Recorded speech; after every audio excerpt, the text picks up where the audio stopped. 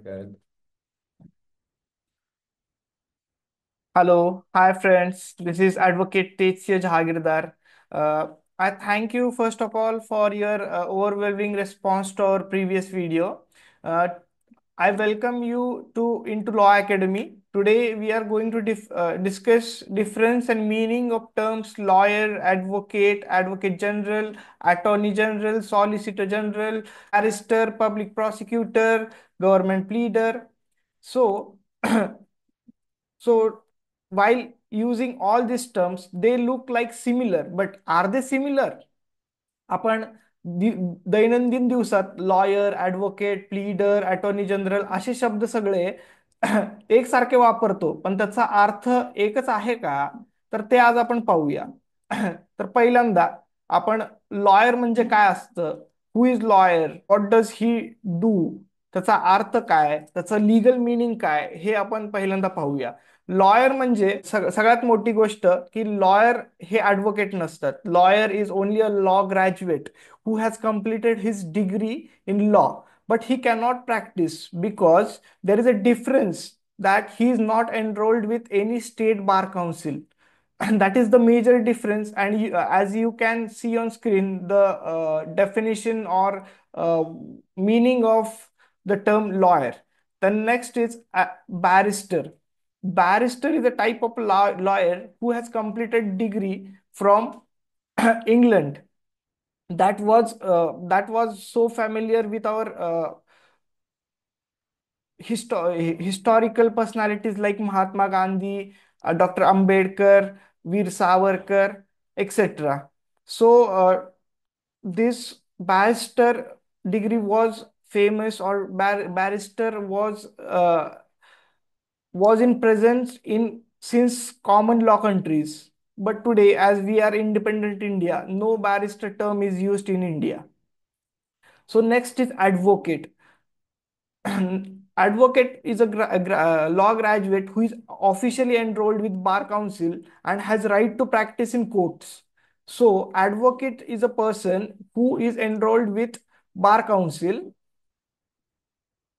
महाराष्ट्रामध्ये ॲडव्होकेट होण्यासाठी आपल्याला महाराष्ट्र बार काउन्सिलचं सदस्यत्व स्वीकारावं लागतं. दुसरी गोष्ट, तुम्ही बार काउन्सिल ऑफ इंडियाने कंडक्ट केलेली ऑल इंडिया बार एक्झाम ही पास करावी लागते. आणि त्याच्यानंतर तुम्हाला एक सर्टिफिकेट ऑफ प्रॅक्टिस इश्यू होतं. त्याच्यानंतरच तुम्ही स्वतःला वकील किंवा ॲडव्होकेट असं म्हणू शकता. आणि advocate are regulated by advocate act of 1960. त्याच्यानंतर ह्याचा सिमिलर टर्म आहे ॲडव्होकेट जनरल. तर ॲडव्होकेट जनरल कोण असतं? तर ॲडव्होकेट जनरल इज अ स्टेटचे टॉप लॉ ऑफिसर असतात. They are appointed by governor of the state. They are appointed under article 165 of Indian constitution. आणि ते स्टेटला हायकोर्टमध्ये रिप्रेझेंट करतात. त्याच्यानंतर अटॉर्नी जनरल ऑफ इंडिया. तर अटॉर्नी जनरल कोण असतात? तर attorney general is a highest law officer of a country. He is appointed by the president under article 76 of Indian constitution. आणि ते युनियन ऑफ इंडियाला सुप्रीम कोर्ट आणि इतर हायकोर्ट्समध्ये represent करतात. त्याच्यानंतर सॉलिसिटर जनरल. सॉलिसिटर जनरल कोण असतात? तर सेकंड हायेस्ट लॉ ऑफिसर असतात. ते काय करतात? तर युनियन ऑफ इंडियाला रिप्रेझेंट करतात. आता युनियन ऑफ इंडियाचे खूप सारे मॅटर्स असतात. तर काही काही ठिकाणी अटॉर्नी जनरल रिप्रेझेंट करतात, काही ठिकाणी सॉलिसिटर जनरल रिप्रेझेंट करतात. आणि बेसिकली ते हायकोर्ट आणि सुप्रीम कोर्टमध्ये युनियन ऑफ इंडियाची बाजू मांडत असतात. त्यानंतर एक सिमिलर टर्म आहे ऍडव्होकेट ऑन रेकॉर्ड. तर ऍडव्होकेट ऑन रेकॉर्ड आपल्या भारतामध्ये सुप्रीम कोर्टात, तुम्हाला माहित असेल की प्रत्येक वकील केस फाईल नाही करू शकत. फक्त ऍडव्होकेट ऑन रेकॉर्ड हेच सुप्रीम कोर्टमध्ये केस फाईल करू शकतात.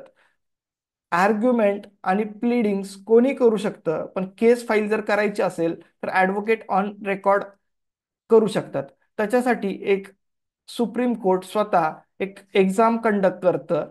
आणि त्या त्या एक्झामसाठी क्रायटेरिया 4 वर्ष 4 वर्ष प्रॅक्टिस आणि किमान 1 वर्ष ऍडव्होकेट ऑन रेकॉर्डच्या बरोबर ऑफिसमध्ये काम केलं असलं पाहिजे, असे काही क्रायटेरिया असतात, मगच वकील ती परीक्षा देऊ शकतात. त्याच्यानंतर टर्म आहे पब्लिक प्रॉसिक्युटर. तुम्ही पब्लिक प्रॉसिक्युटर हा शब्द खूप वेळा ऐकला असेल. आता एखादा गुन्हा घडला आयपीसी खाली, तर जेव्हा ती केस रजिस्टर होते, तर ती अगेन्स्ट द स्टेट असते. स्टेटला कोण रिप्रेझेंट करणार कोर्टात, तर ते असतात पब्लिक प्रॉसिक्युटर. पब्लिक प्रॉसिक्युटर हे क्रिमिनल साईडच्या केसेसमध्ये असतात. ते सीआरपीसी खाली अंडर सीआरपीसी अपॉइंट होतात. आणि त्यांचं बेसिकली काम असतं की क्रिमिनल मॅटर्समध्ये स्टेटला रिप्रेझेंट करणं, गुन्हेगारांच्या विरुद्ध खटले चालवणं, हे पब्लिक प्रॉसिक्युटरचं काम असतं. Public prosecutor basically district court, that is session कोर्टमध्ये काम करतात. आणि APP, that is assistant public prosecutor, हे JMFC judicial magistrate first class समोर काम करतात. त्याच्यानंतर टर्म आहे पब्लिक प्लीडर. पब्लिक प्लीडर कोण असतात, तर स्टेटचे काही सिव्हिल लिटिगेशन पण असतात. जसं की एखादी महानगरपालिका असेल, नगर परिषद असेल, पंचायत समिती असेल, एक्सेट्रा. अशा गोष्टी, अशा अशा स्टेटच्या ऑर्गनसाठी काही सिव्हिल इश्यूज असतील, त्यांच्या जमिनी संदर्भात काही इश्यूज असतील, किंवा सिव्हिल लिटिगेशन असेल, तर ते कोर्टात स्टेटला किंवा त्या स्टेट ऑर्गन्सला कोण रिप्रेझेंट करणार, तर ते असतात पब्लिक प्लीडर्स. ते कोड ऑफ सिव्हिल प्रोसिजर 1908 खाली अपॉइंट होतात. हा जर व्हिडिओ तुम्हाला आवडला असेल आणि तुम्हाला असं वाटतंय की ही माहिती तुमच्या